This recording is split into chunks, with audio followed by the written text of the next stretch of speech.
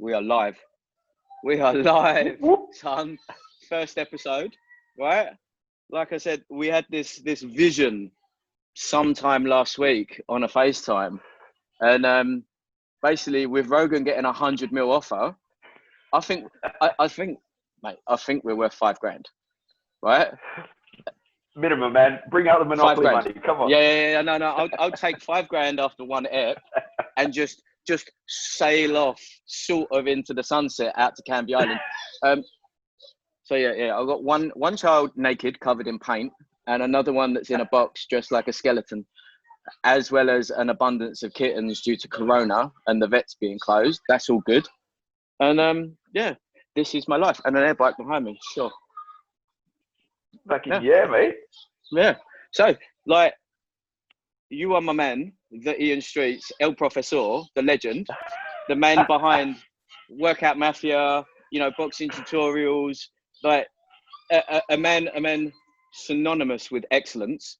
And there we are. And probably one of the neatest upside down heads in the game.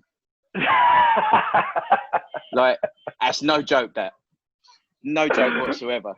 I need to go back out and be like a tennis ball, mate. That's what I'm going for. So. I think you'd look a little bit like Denzel in He's Got Game if you grew it out. I'll take that, mate. I'll take that. Yeah. Denzel's an absolute G. But yeah, so what the F has been going on in these mad Corona times? Like, gyms kind of are open a little bit, but I mean, I got an email from Pure Gym this morning saying my direct debit bounced because I haven't left any money in that account. I'm not going back to Pure Gym for a while. Yeah, none of that. Yeah. Obviously, stringent safety standards being employed, but yeah. It's not my first time. Yeah, I'll be very interested to see how that plays out, mate. Like, I think it's real split. Like, some people obviously rushed back. Apparently, there were people waiting out, like a new iPhone's being released. There were people waiting out for 12 o'clock to open up to hit back in the gym. There's a lot of people that are like, nah, you can keep that for a while. Interesting times, man. Just want to see how this all unfolds. You know what I mean? Yeah, I mean, it's pumped out, like, the madness of our purpose for today, which is obviously Big Mike and Roy. Ooh. You know what I mean? Like, I messaged, like, I'm all for it. I'm 100% going to bring the sleeping bag round and come and watch it at your new place, right? That's fact. You can't stop that. I'll probably be sitting maybe in your lap, making my beard touch your beard, but it's going to be all right. Big spoon, little spoon. Big spoon, little spoon, or just two spoons. Just two spoons leading it. I don't. It makes me a bit orcs, right? They're too old. Like, Mike. I mean, listen. There has never been a more interesting sportsman across the board. Sportsman, right? Yep. For me personally, than Mike. Right? He is a bizarre genetic anomaly. Probably going to get in trouble for saying that.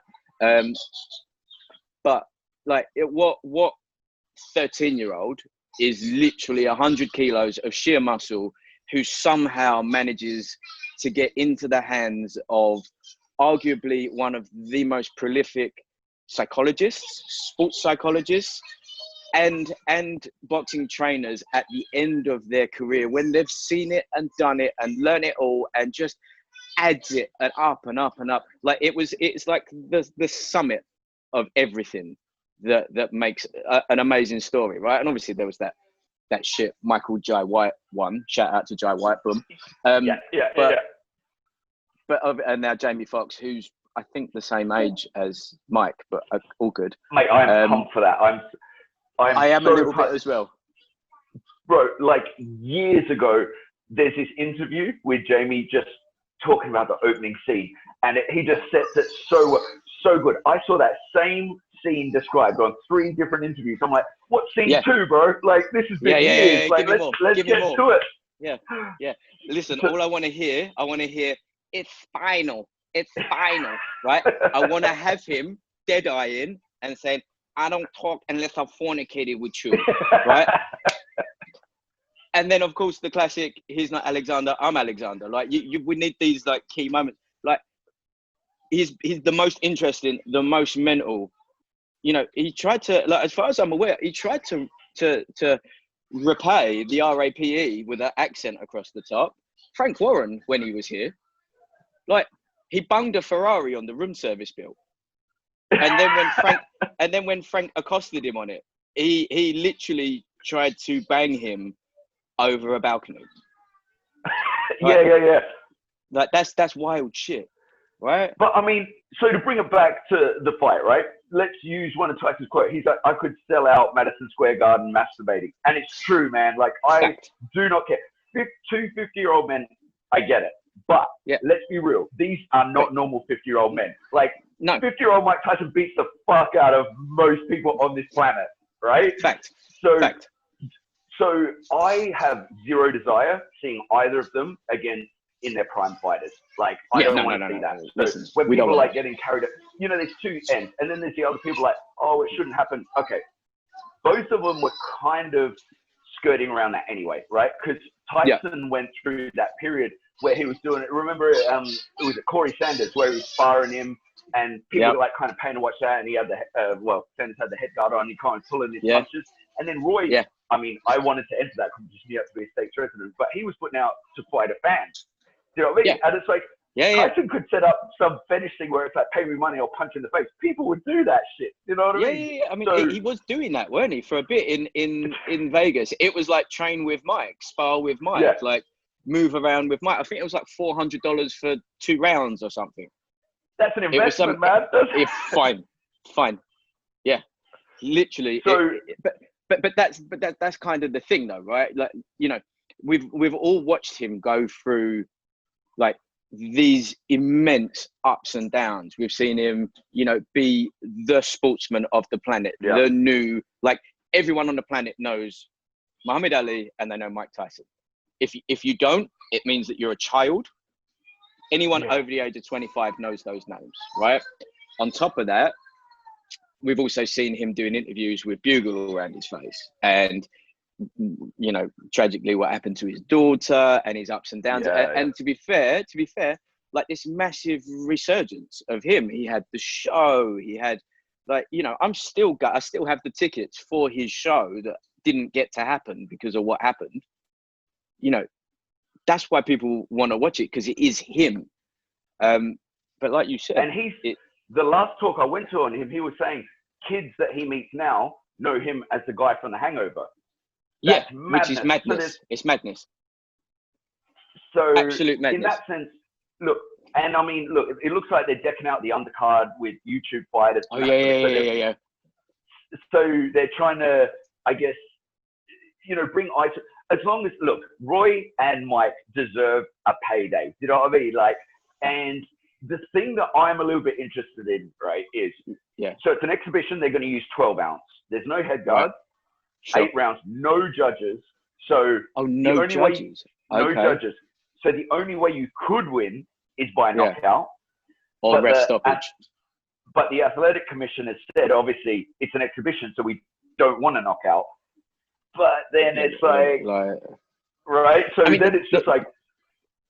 But then that's on the other that's on the other side, right? So look, Mike, when did he finish? 2004, 2005. McBride, 2005. Yeah, I mean that was like, it was heartbreaking, right? But he never had those like disgusting KOs like Roy's had, right? I mean, like, face down, are you alive? Like, Lennox put him on his face, but then he rolled over and he was all right. You know what I mean? But like, Roy has had those, and Roy has had a lot of those. Like, let's be honest, with the exception of one, probably all of his losses have ended that way, right? And now he's 51. He's been retired a couple of years. He's in good nick. Like, I can't believe that Roy needs the money. He's more about the challenge, and I don't think Mike particularly needs the money anymore, despite the vast sums that will be like, fucking have that. Oh yeah, for sure. Yeah, but it's. I mean, you know yourself, right? So anyone who's been in the ring knows you start off and really the opponent is irrespective. You're trying to answer questions to yourself, right? That's what, without going too much on a philosophical detail. But you know what I mean? It's like, it's for you.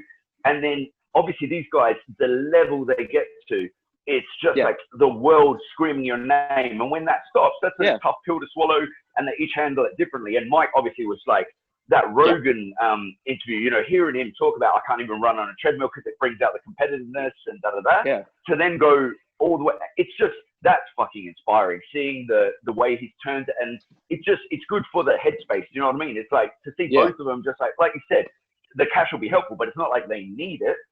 It's the challenge. It gives them something like that purpose. And we're going to benefit from that, man, because fucking 50, 60, they're still, you know, it's Mike and Roy.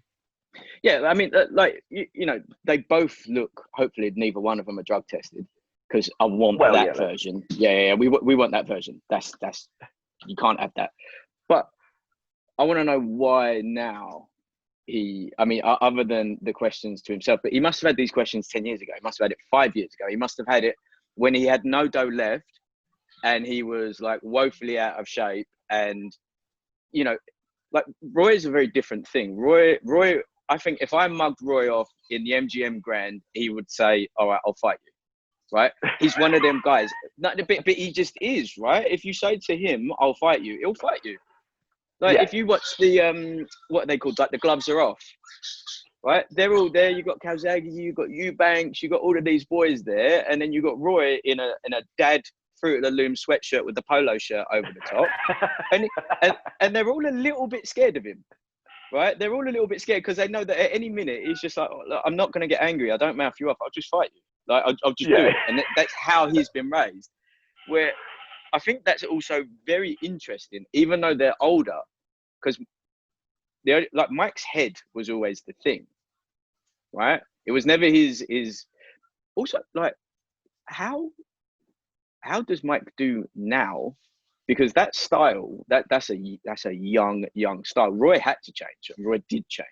Roy, if anything, got better after he couldn't rely only on his athleticism. And to be fair, like pound for pound, the pair of them, I don't think you'll find more explosive. Like Roy was Superman, right? He absolutely was. You've hit the nail, like, absolutely, because I think this is the biggest thing that is not getting, because it's very easy, obviously, to focus on Tyson. Man, Roy, Jesus Christ, you will struggle to find pound for pound and just skill. What the guy is a phenom, right? Yeah. That being said, first thing to go is just speed and reflexes, and we saw that, right? I mean, then the Harvard KOs were just, I mean, brutal. Gross. And then there's only so many I don't care who you are. There's only so many punches a human body is designed to take, and then and that's why you see at the end of careers, shots that they would just walk through end up stopping a fight. So and that this is why I would much rather see Mike versus Roy than using them as a stepping stone for some up and come, because you're not beating the legend, you're beating a representation of that person. And that's what I'm liking about. Yeah, and that's what I'm liking about this whole league that they seem to be making. Like, because this isn't a one-off thing, because Mike's talked about having a series of exhibitions. So this is the first one, and he's kind of created this, I forget, Legends League or something like that. Cool. So at least there's something, the people that are got that, they move on to things. So you'll probably see the Holyfield fight. Briggs obviously will want to get involved. Like, let's go, Cam. Like I said to you, my boy JT, right? He had a stuffed crust, a burger, a pizza, another burger, and then another pizza, and he just looked at the treadmill and just went, I'm ready anyway. Right? Lennox, you know, you might be able to lure Lennox out if it's against the senior tour. Do we need it though? Right? It's amazing to watch, right? It's fun to watch, but I really like it. It's really bad, right? I like the idea of seeing the classics come back out again, but also like they've had their time. They have had their time. This is Deontay and AJ and Fury and my boy Usyk. Like this is their time. Like let's not pull eyes away from this, right? Because what you're selling now is spectacle, but they're still selling the art, the sport, the this. I mean, yes, the sport is there, but this is spectacle. This is selling out probably that Raiders stadium in Vegas. Probably it's going to be Zuffa Boxing having a big old chunk of it and putting all of their promotion power behind it, which will be amazing, and probably will be their gateway into proper boxing, I hope. But you know, like Roy at 51, copping a much. I mean, because like how much there must be at least 30-40 pounds between them, right? Minimum. Yeah, I mean, I have honestly, like, because both of their figures have been changing a lot recently. Tyson's obviously looking for, but I have no idea what their pound weight is at the minute. Like, I don't know. You know, Roy's been putting on the weight gradually, and Tyson ballooned up, and then he's come back down. So that, I don't know. Just to go back to your point, I totally get what you're saying, and I agree on some fronts. The fact to me that they've put in their yards puts them on a different thing for me. So if we go to the undercard, right, that's bringing eyes. But at the same time, listen, because I mean, we're old dogs now. The new people, like, fucking, they'll follow whatever they're going to follow. But if that brings Mr. new eyes Garcia. to, right? Well, yeah, exactly, right? So when people are coming to see a spectacle that's not real boxing, as long as they kind of stay and they watch, I mean, it hurts the soul when a world champion is fighting on an undercard or not. But at the same time, when so many people are watching, that hopefully will help down the line. So I get both sides. As long as it ends up helping, I don't think this will hurt modern boxing. Except Canelo's day is supposed to be that same day, and that's looking interesting. Hilarious. No one cares who he's fighting, though. Let's be honest. Right? Yeah. Well, I mean, with the pay they want to do, he's like, I ain't getting in the ring for that. Exactly. Shit, so. It's like, look, there's 3 letters that everyone wants to see him fight, and that's it. Right? Other than that, cool. But that's all. But like, if they make this a separate thing, because like you said, right, that seeing Billy Joe, like in theory, if you say to Billy Joe, you're going to get more eyeballs on you than you've ever had before. Yes, you got to wipe your mouth a little bit. Yes, you got to be on the undercard to 2 people that are having their first pro fight. But people don't understand what they're looking at, right? So they can promote that, and as long as it becomes 2 different things that funnel into the sport, that's I mean, that's good for everyone, and that's great for us, you know, because you're going to get much more of the cash person coming and going, yeah, I mean, I really want to learn to, you know, just do this, you know. I mean, I've seen it. I mean, Jake Paul, Logan Paul, I mean, amazing, right? Fine, but I'm not sure where that goes as a thing. You know, if you do this league, I'd be concerned that you take so many eyes away from the actual current product. And you know, it's not dangerous is, you know, none of them are afraid of getting hurt. But if someone's going to get hurt, you would argue to say it's probably going to be Roy. And how many of those KOs, like you said, like how many of them more can he take? And those were happening with like light heavyweights. They were happening with cruisers, and those cruisers looked factors bigger than him. And Mike, you know, he's just a tank of a man. He's like a fucking Samoan. Yeah. And we talked about reflexes being the first to go. We all know the last one to go is that power man. Old man strength is real. There you go. And granddad strength. Yeah, big time. And so I do agree, because there's 2 sides to the coin. Obviously, Roy was fighting up until 2 years ago. Like, I think 2018 he had his last bout, right? So, I mean, obviously the levels changed a lot, but still, he was in that ring doing a 10-rounder 2 years ago. Tyson, 15 years. But at the same time, he's had all that time of not taking damage, which do you know what I mean? So even though obviously the level, he hasn't done the rounds, and that's super important, he's also not taking damage. So, I mean, it's fucking interesting. It makes for such it is. That's exactly it. Right? I am 50-50, pure 50-50, completely for it and completely like, I don't really want to see this. That's where I'm at. tell me, Mr. Streets, though, like, what do you think happens? Like, does Mike come out with the towel on? Not even a song, just like 19-year-old Mike, where it's just an ominous tone. Just all you hear is just. Bro, I get the shivers just thinking, like, remembering the Tyson fight was a spectacle, and I think I remember hearing Gary Vee talk about nostalgia is the most underutilized. It's the product that'll sell the biggest in the future, and it's so true. And like just the thought of Tyson, literally, I feel like them fucking dogs. I'm just drooling. The idea of him walking out, and that's why, man. I mean, he is my first boxing memory, right? Tyson versus Bruno is my first boxing memory. It was my dad recorded it on one of those VHS classic tapes, right? And I watched it a bunch. That was like my first one. And it just feels a bit weird that, you know, you and I are closing in on 40 and it's coming again.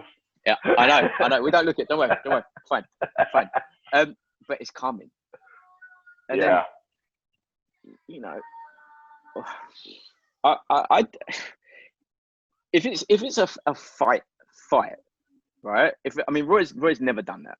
And until he was like massively overmatching someone, and it was like a mandatory defense of one of his many undisputed. Like he is the more accolade heavy, he's the more established, better. You know, you could argue that he's the better fighter, right? You could say it. Like I could say that. Like, you know, you're talking about what is he, 4-weight unified champion as well. Only person in history to go from junior middle all the way up to heavy. Yeah, exactly. And you know, did he stay around a little bit too long? Yeah, but he was still going for it, you know, and he was still doing pay-per-views and he was still making really good money, right? Like I said, he changed his style. Like when he came back for that, like the Tito Trinidad fight, he was completely different, right? Yes, he was bashing the granny out of a much smaller man, but he wasn't that Roy. He was like a refined boxer, really, with a little bit of like the flashes of what made Roy amazing. And I'm not sure. I mean, if he can keep things at any sort of movement and range, the problem is that he quite enjoyed being on the ropes at the end, didn't he? With the giving it this, right? And you don't really fancy that with El Mico early on. And you don't need that. What was super interesting, I remember Rooney like quite a while back saying because also there's two different Tysons, right? There's Prime Tyson that gave a shit, and then there was still three Tysons really. Still animal Tyson, but that was just going on instinct, and then the one that was there for the money, right? So the prime, well-schooled Tyson, that is a monster you don't want to get near with a weapon. You know what I mean? No. And then even when he was going on instinct alone, but what Rooney was saying was, and Holyfield said as well, he started with his peekaboo, before he was unorthodox with it, and then he got to the point he'd always pull to the same side and almost double up with it, and Holyfield was just, I'll wait for him, slip, bang, slip, bang. Yeah. That was interesting. And like Roy's the sort of guy, even that we talked about the reflexes going, but at the same time, you can't be predictable with him. You know what I mean? No. He's the sort of guy, his boxing IQ is off the chart. Number one, he's second generation, right? He's trained fighters. He's training fighters. Yeah. He's got Eubanks Jr. in the stable now. Like but the thing is like, you know, you're talking about something that's 15 years ago was the last time anyone saw a shell of Mike in the ring, right? Seeing people bash up bags and pads and stuff. It's you know, we don't know where. I mean, who's cornering them? Do you know? I mean, I'd say that Rafael Cordero would be doing Mike's one. I would imagine, but I mean, because you know, he worked with the Shoot Box and a lot of the really good MMA guys, and they seem to be getting on like how's it's working, Jesus. Yeah. So and Roy, I'm not too sure, but yeah, that'll be interesting to see as well. It will. What do you think happens? Tell me now. Mate, like I want to say, because I want to see it, and normally when there's this, what you want to see the fight. Obviously, you want to see the skill, you want to see the fight, you want to see everyone going at it. With these guys, it's like watching your two best mates go at it. You know, you're like, come on, I don't want to see anyone. Yeah. So I do hope they both end up standing. They have a fucking great time, and they can do it because let's be real. For this, especially, safety has got to be the number one, right? Like, because this is where bad accidents can happen. If it's so, almost as important as all the stuff we talk about is who's repping it. How are they going to be on it? Are they, going to be like, all right, I'm going to take a bit of extra time, da da da. Yeah. We've all been to those interclubs and stuff, where you're like, that count seems to go for a while, and the ref like, oh yeah, what's the mouth guard out? That was one of those European 10 counts. Yeah. Like so, because that'll be big too. Is it going to be like because I see Mayweather taking the credit for this, saying I invented because I mean, let's be real too. The exhibition bout, I mean, Ali, what, in 76, I think it's 76. Yeah. With Inoki, it's just like, it goes back. And Andre the Giant, for fucking Andre the Giant did one. And Rocky and Thunder Lips, can't forget that. That's what I'm saying. Rocky and Thunder Lips, can't muck about with that one. That was the best one of all time. Anytime you see a 6'10" blonde man that's bald on the top and just long at the bottom in white pants, that's the truth, right?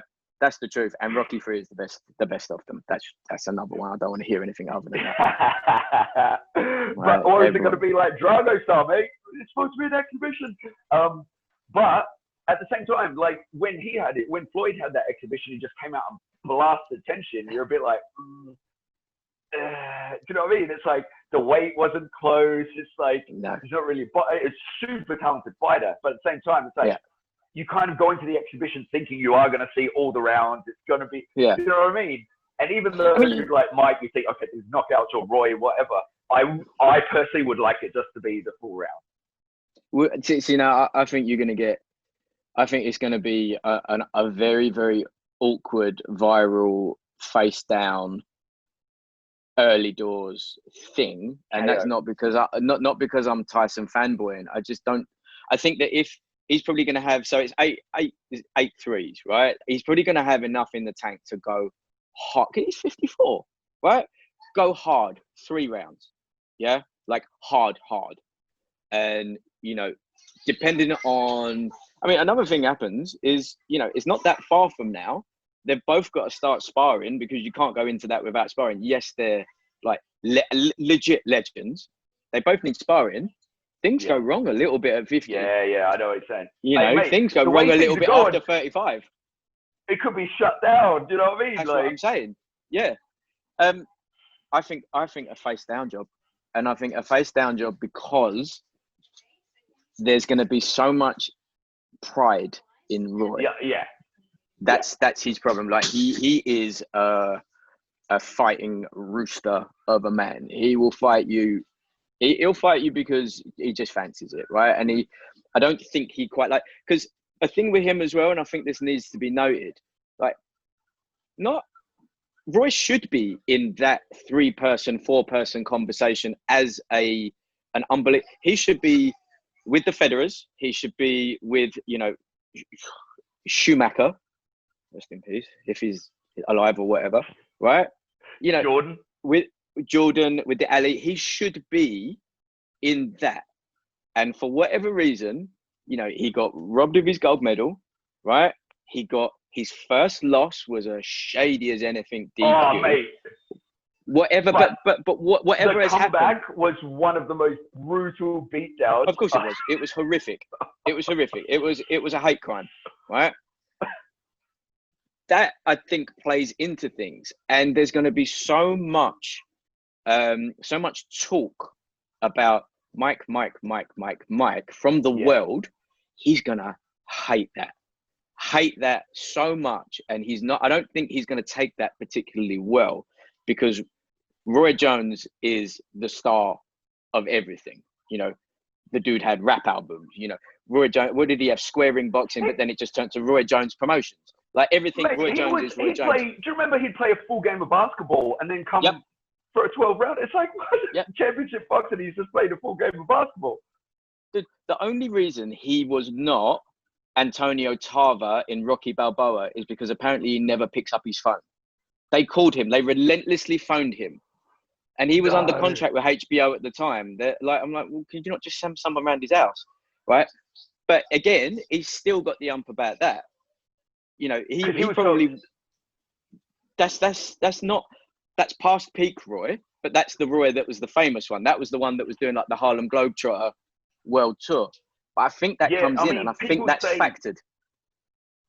with him too, like because he was self-managed for most of his Yeah. career, and they say, I mean, good in the sense that yeah, he deserves a bigger chunk of change, but could have hurt as well because it's harder to make them huge fights, right? Absolutely.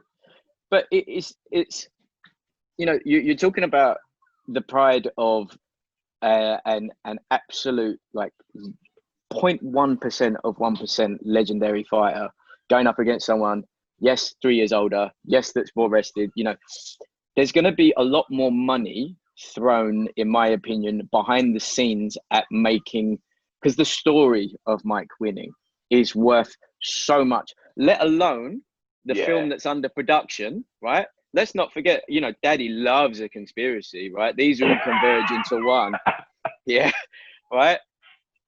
Roy will revel in the idea of derailing that because he's going to see that and go, why isn't Jamie Foxx playing me? Right? Why am I not getting a film? Right? And I don't know if that absolutely stinks it up. And what you have is Roy literally just like hugging and holding and, you know, making it an absolute horror show.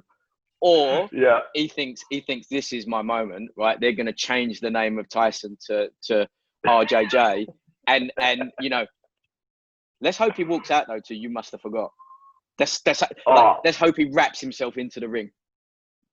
Putin walking him out to You Must Have Forgot. I mean, that's another thing, right? He's a Russian citizen, you know. Like Mike might have all of, you know, his pal Dana and his 600 mil, whatever, and all that stuff. When you got old Putin behind you, anything can happen. I'm saying face down awkward KO. I'm saying one of the ones where you know, it's great. Everyone's like, oh, Mike's back. Let's make this happen. Let's put him in there with whoever. And obviously, let's hope that they don't ever do that. But I'm going to say. Sorry, I was just saying, this massive, because obviously when bare knuckle boxing obviously is growing so much, it's blowing up, big, fantastic. yeah. And I mean, obviously to see a prime Mike bare knuckle, but when they gave him the offer, I was like, please don't do that, like that, you know. So it's good that got turned down flat. The money didn't matter. That's cool. Yeah. That gives me hope. And the only thing with like and I mean, totally, I can obviously see it happening. The thing is, it would derail. Like then it's a lot harder to push maybe the follow-up fight. You know what I mean? Because if someone gets hurt, then it's like maybe we don't do this anymore. You know? Yeah. Let's see. But I mean, look, how excited are we for it? You know what I mean? I'm well up for it. Like I go to bed at 9:38 p.m. every single night. I am willing to stay up for that, and I haven't stayed up for a fight since Triple G Canelo won, and then before that it was when Manny murdered Ricky Hatton, and I'm still wearing black from that, right? And I never will recover from that, right?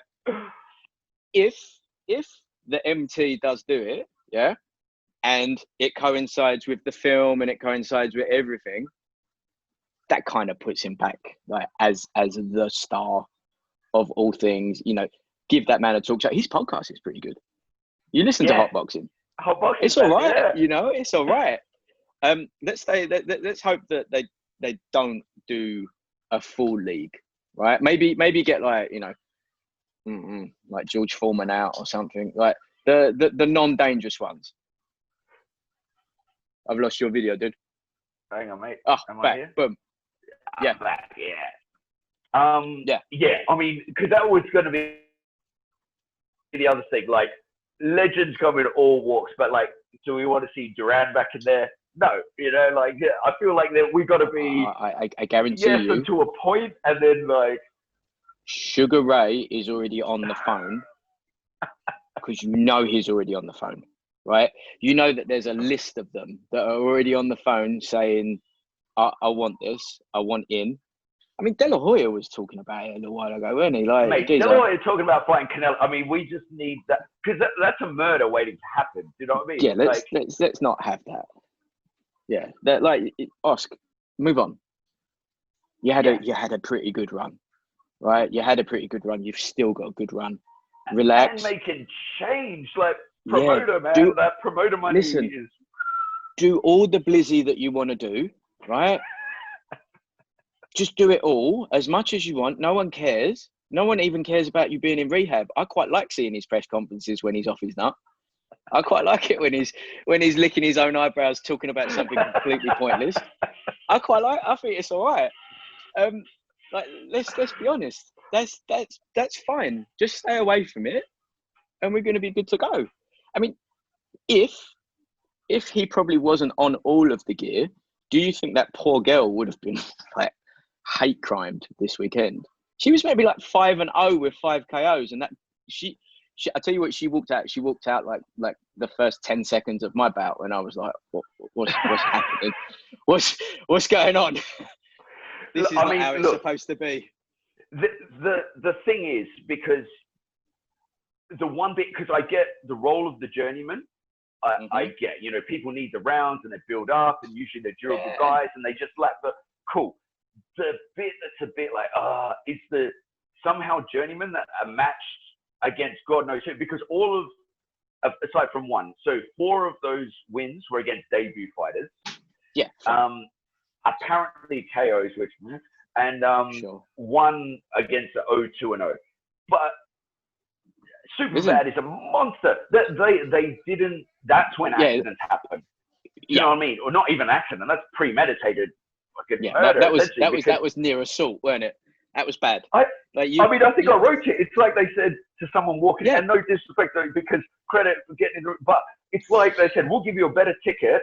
Just put these gloves on, put these clothes on. There you go. Let's see. She didn't know which direction to move. Right. And then you're going to claim that's the quickest KO. Come on. Quickest women's KO. It's like that one. And then before, but like February time, did you see that guy that fought Anthony Fowler? Who like his boots were so worn that he couldn't stand on the ring canvas. And this is on a big Matchroom card. He had like hand tape on the bottom of his shoes to give him some traction. And of course, it lasted like 3 rounds because he couldn't stand up. And Anthony Fowler's like absolutely battering him. Right? How do you let this happen? Like, I understand, check the boots. Like, you must have known. You must have known this is not fit for purpose. Yeah, I mean, it's all well and good building it up, but it's like the whole, big name against TBC until the week before the fight. It's like, this is going to be some quality opponent. Yeah. Who's going to get murdered? You know what? That is what I want for your boy and my Larry, right? That's what I want for him. I want him to be the TBC. Yeah, like, that's all I want for him. Right, he's done it. Funnily enough, it never works out like that. It's never a good guy that gets put in a week before. It's never one that they just slope on through. That's all I want is for Lazar to get the call for like a big fight as a TBC late replacement, and he's just like, yeah, all right, I love that. But yeah, like I think we'll wrap it up a little bit. Yeah, man. We'll do these, right? We'll see where we go. I think the next one we'll do is like pre the Saturday fight camp. Yeah. Yeah, sounds good. Yeah. We'll do. We spend our time talking fights anyway, so yeah, may as well try and do something with it, right? We'll do one pre and post, and then as we go forward, right? Like I said, between us, we've got a fairly solid amount of people that to have as good guests. There's guys out there that are interesting, that are either part of fitness, professional boxing. They're, big on gram. They're current professional fighters, championship guys. Like, there's a big list of them. And I think, there's no one really out there that's catering to, without being disrespectful, to like the up and comers, the ones that not that many people know, which, to be fair to them, have a much more interesting story. And a much more interesting, like when you see someone that that you know, like what we know, who's, you know, making ends meet as a PT, doing well as a PT, but, you know, arguably their peak years have been taken from them because of politics. It's a bit rude, and it kind of wakes you up that, you know, so many things are so political, and it's not fair, but this is life, and then they just get on with it. But, you know, their story is an amazing thing. I think we should just run it, go balls deep on it. Like it, mate. Straight in there. Well, Izza, I'll speak to you later. All right, take care. See you later.